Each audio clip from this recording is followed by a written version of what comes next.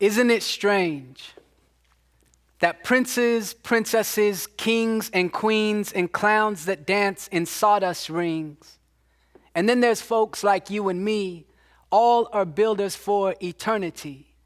For each is given a book of rules, a block of stone, and a bag of tools.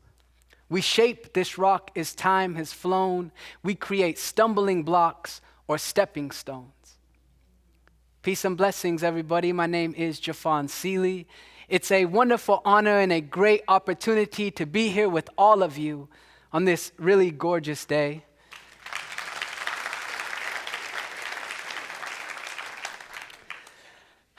Life is blessed.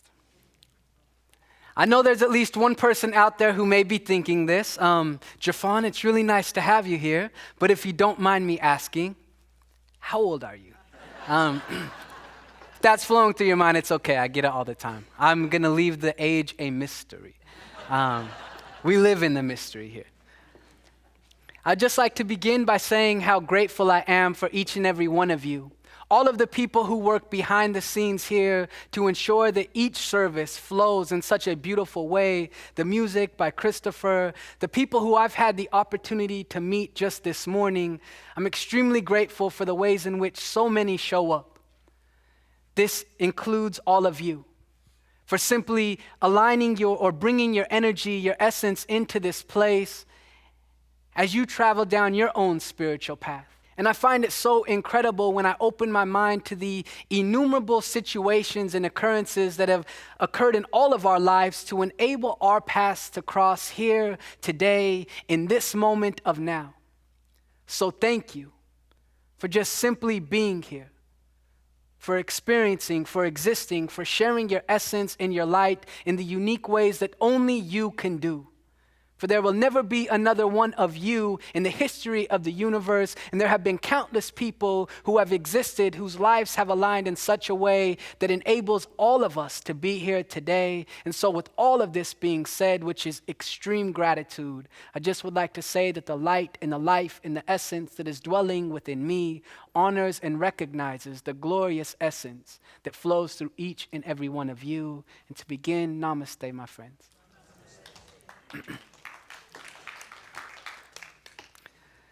So I've been on this spiritual path for right about 10 years now. I stumbled upon it when I was about 5. I'm not 15. I drove here, I promise. But it was 10 years ago when I was in college in Seattle. There's been one thing that's been continuing to stand out as I've been opening my mind, my heart, my spirit to this spiritual path. Looking to the writings of Ernest Holmes and Charles and Myrtle Fillmore, Ralph Waldo Emerson, diving deeper into the Bible, the Bhagavad Gita, the Quran, the sacred texts that are available just at our fingertips. And this recognition that's been continuing to stand out for me is how incredible this gift of life that you and I are experiencing truly is. I mean, just think about it for a moment. As we are sitting here in this space, in this infinite universe that we are all a part of, there are gases and minerals and elements that are combining and intertwining in such a divine and unique way that new planets are being formed. So we think about these planets in this infinite universe clustering together in such a unique way that new galaxies are being birthed. And as we think about our planet that is spinning and orbiting with such divine precision, illuminated by a vibrant sun that is shining down so peacefully yet powerfully upon us. In this very moment as we take this breath, trees that are reaching towards the light, seeds that are slowly awakening to their own inherent greatness as they are resting in soil that have been accumulating nutrients since the beginning of time. Rivers flowing, oceans ebbing and flowing, and then there is you and I. You see, there is not only this incredible universe out here, there is also an infinite universe in here. Our hearts that are beating, our lungs that are breathing, our blood that is flowing, our cells that are dividing, our atoms that are thriving. You see, the one thing that I've been continuing to recognize is from the furthest planet to the closest atom, there was one constant, and that is God, source, the divine, the infinite intelligence is flowing through it all. Now, I understand that some people don't like the word God, and that's quite all right. I myself have yet to find a word that can encompass the all-encompassing, so feel free to substitute it with what feels right for you, whether it's essence or energy or infinite intelligence or the universe. You see, what we call it matters not, for it is the very energy that enables us to speak a word out into the ethers. It simply is. So with all of this being said, which was a lot, I travel across the nation speaking at a variety of places, spiritual communities. I just returned from the FDIC. I'm going down to NASA tomorrow to speak in Huntsville, Alabama, about a variety of things: diversity and inclusion, inner transformation, leadership, working with regards to millennials and even the youth in schools and things of that sort. And I was flying into Las Vegas a few months back to speak, and my family lives there. And the path that my plane took, I flew over this particular little area where I looked out over outside the airplane, and it was just beautiful houses and seeming opulence in the external form, in the physical form. And something just popped into my mind where I started feeling within myself that I wanted to do something. I wanted to be more. I wanted to have more. Not just for me to say that I'm able to do these things, but I was thinking of my little sister who lives in Columbus, Georgia, and works hard. 50 weeks a year for just a 2-week break, but yet doesn't seem to have money to be able to bring her and my little niece and nephew to visit the family often. And all of these things, I just started asking myself, Jeffon, can I do more? And as this was flowing through my mind, something popped in to my consciousness. And I realized, do I really want to have more in the external form, or do I just simply need to begin to recognize the endless abundance that is already available within? Do I just need to simply remove the limitations and blocks that I have assisted in creating inside of myself that limits the infinite from which I've come, from which we've all come? And when we look deep at that type of idea, we start asking, is there really more that we could ask for? Have we not been given it all? I feel we could all sit here for the rest of our lives and still could not equate the amount of blessings that we've been given by way of the things that we have to be grateful for. So I started asking myself, why have I been squeezing the infinite into the finite limitations of my own creation and imagination? Is there something that I could just release and step forth into this consciousness, this realization that divine order is truly always present? There's a beautiful quote by Napoleon Hill, one of my favorite authors, who said, "Man is only an instrument through which higher powers than his own are projecting themselves." He also has a beautiful quote that says, "O divine providence, I ask not for more riches, but for more wisdom, with which to make better use out of the riches you gave me at birth, consisting in my ability to direct and control my mind to whatever ends I desire." And with regards to this quote, it's not just man, because every man comes forth from a woman. So it cannot just be one-sided. It is truly all-encompassing. So I was thinking, what began to limit my mind to restrict the ever-present flow of the divine from flowing through into my reality, into my day-to-day living? And I realized that it was inner beliefs, self-programming, and things that occurred in the past that I've carried with me into this present moment that had limited my own consciousness from expanding. Does that make some sense? And when I thought about all of this, I thought about where I'm from, Salt Lake City, Utah. Talk about a place that, no, I'm just joking. And usually when I say I'm from Salt Lake City, the next question is, I'm glad you asked. Growing up, I was, however, I no longer am, but I still do have family members who practice the Mormon religion, and I've learned in my experience that it is not my job to approach them and tell them what path they must follow, because when I look deep enough, I recognize all paths that we are walking ultimately lead the same way, for we are all awakened by the same essence or creator itself. And when I said this at one of my speeches, I was like, I'm from Salt Lake. The question people always ask is, and they're like, do you ski? And I'm like, no, I don't ski. In Atlanta, the mountains they call mountains are like little hills. But I'm from Salt Lake City originally. My mom was adopted from Scotland, and my dad is African American. And I was thinking about this a while back in a meditation. My grandparents, who were a part of the Mormon building missionaries, were in England. My grandmother was unable to have children on my mom's side. And something led them to this particular orphanage in Scotland, of all places.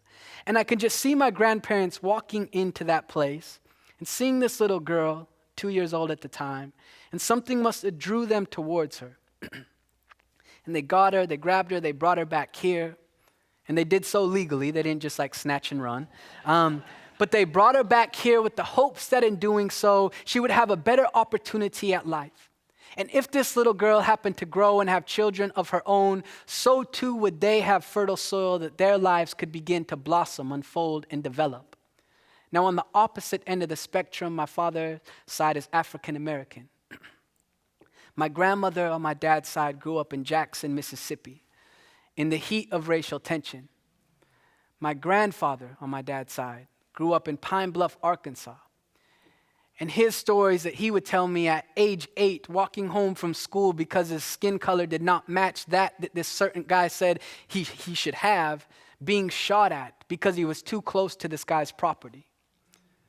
All of these things, and I share this with you because there's countless things that have occurred before you and I even took our first breath. People whose lives were essential in the development of who we are here today.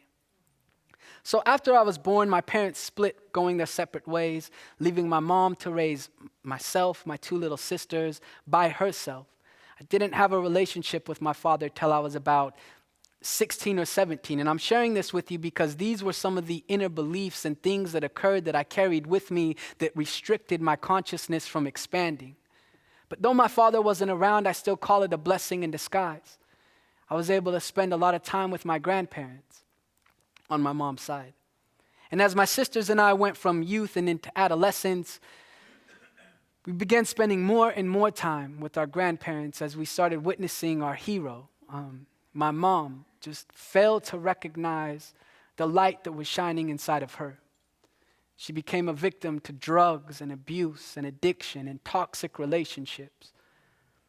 But despite this, I still call it a blessing in disguise. I learned something very important at a young age, and that was you cannot control what another person does, but you always have the ability to love them, to shine compassion towards them, to be grateful for them.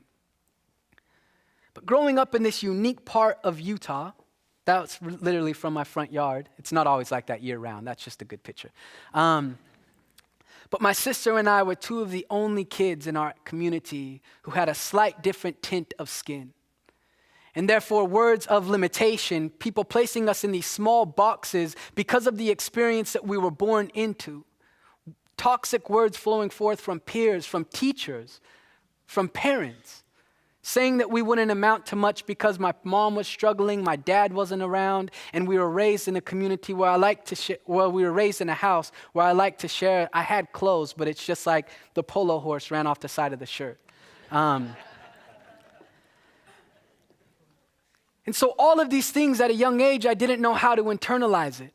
So I actually embraced other people's opinions of me and actually believed that that was my reality. And I carried it with me, not just throughout youth and adolescence, but into adulthood. And there's still areas that I'm allowing myself to release and break free from. And these were some of the self-programming beliefs that have literally been an anchor behind me as I'm trying to move forward into creating a new reality. Has that ever happened to you? If not, then you're up here. I need you to play the guitar, sing, and enlighten us all. So after high school in Salt Lake, I reunited with my father in Seattle. I learned something important there as well, that it wasn't my responsibility to point my finger at my dad and say, you're to blame for this, you're guilty of that, you should be ashamed of this. Instead, I realized that he was where he was at in his journey. And that was an opportunity for me to look a little bit deeper and recognize the light that I have, maybe shining a little brighter to assist him along his path. And in Seattle, my dad had one of those spiritual friends. And I do this because I'm one of those spiritual friends now. You may be one of them. You know, the type of people that are like, there's no spot where God is not. Everything is happening in divine order. And growing up in my experience, I remember talking with my dad's friend, more so like a debate, as to why I believed that divine order was not possible. And I pointed at all the things that occurred in my life. At my mom at that time who was scraping along rock bottom and entering a rehabilitation center with nothing. My grandmother who just passed away in Salt Lake City. My grandfather who was reaching an age where he just wasn't all the way there. My two little sisters who were still in Utah and had nobody to uphold them, empower them, and tell them that they are beautiful and worthy. And I thought I made a pretty good point as to why I believed that divine order was not everywhere present. And then he gave me a book, and eventually I opened it. And I'm sure you probably heard of this book. It's called A Course in Miracles. And the first lines that I've read have stuck with me. It says, the real cannot be threatened. Nothing unreal exists. Herein lies the peace of God. And it was at that time that a small door seemed to open within my conscious mind. And I looked back at my experience and thought, maybe there was a divine reason for the way in which my life has unfolded. Maybe there were hidden blessings contained in even the darkest of situations. And this is where this beautiful quote by Epictetus, one of the Stoic philosophers, where he says, men and women are most disturbed not by what happens to them, but by their opinion of what happens to them. And what I realized is my self-programming was wrong. I was actually believing myself to be less than that which I truly am.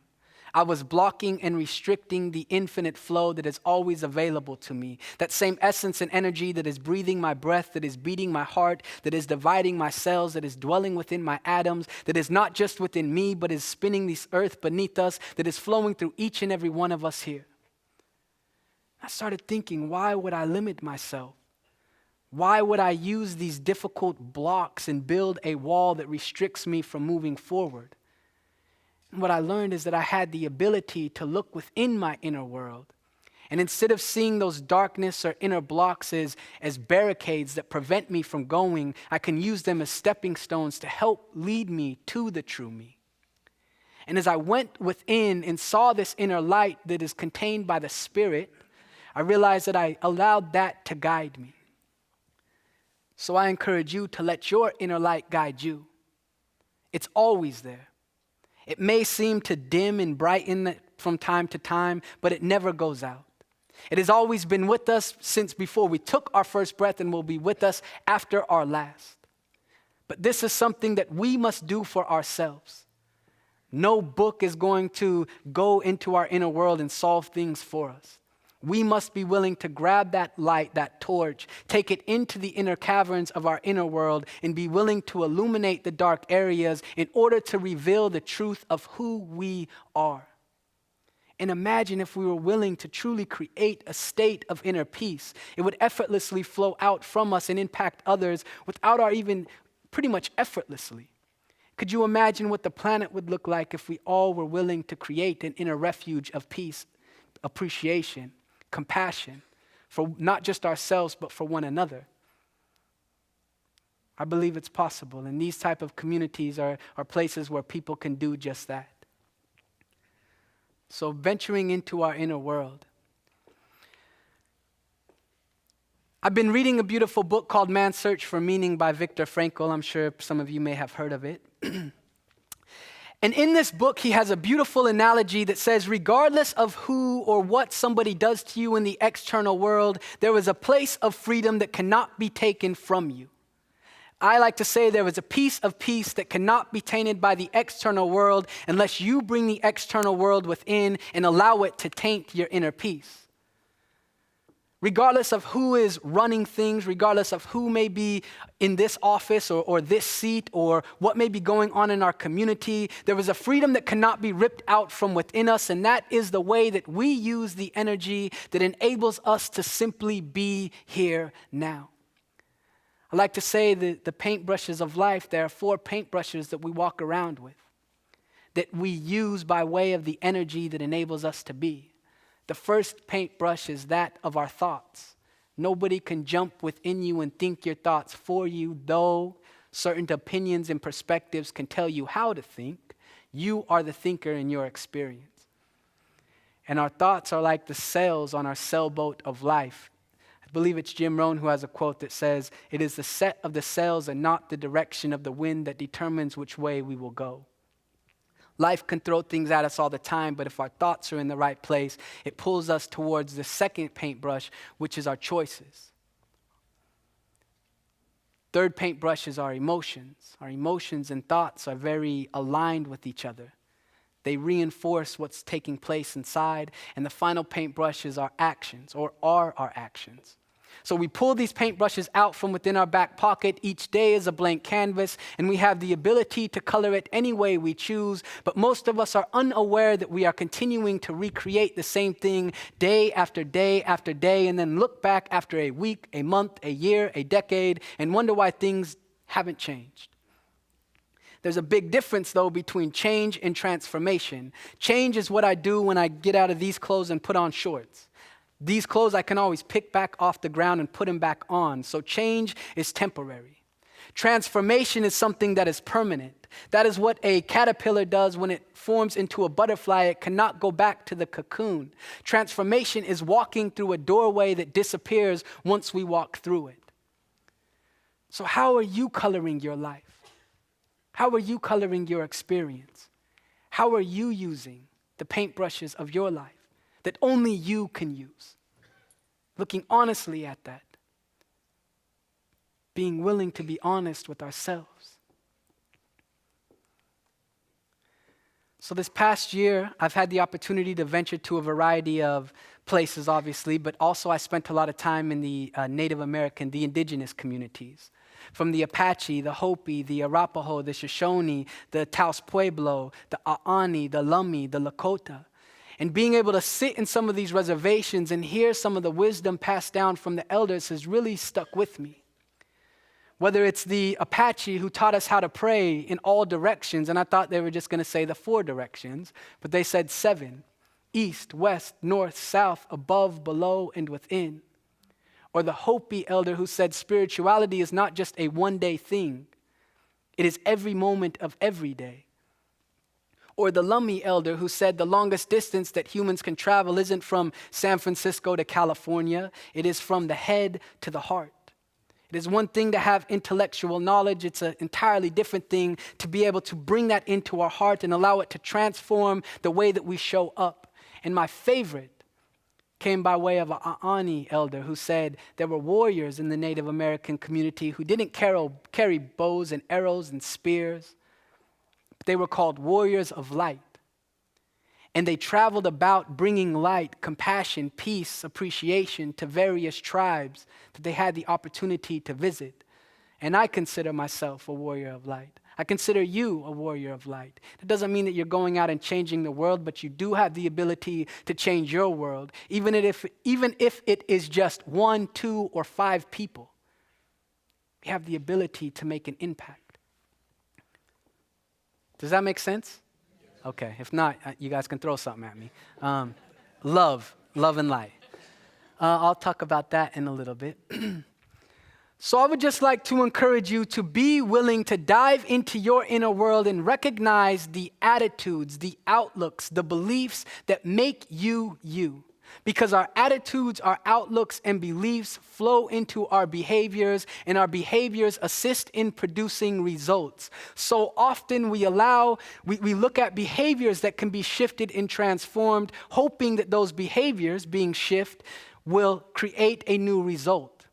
But if our inner dialogue, our inner beliefs, our attitude and outlook is not changed, we'll revert back to our old habitual ways of doing things. So we must be willing to truly dive at the root of the issue or the root of the opportunity which dwells within each and every one of us. We are the ones that we have been waiting for.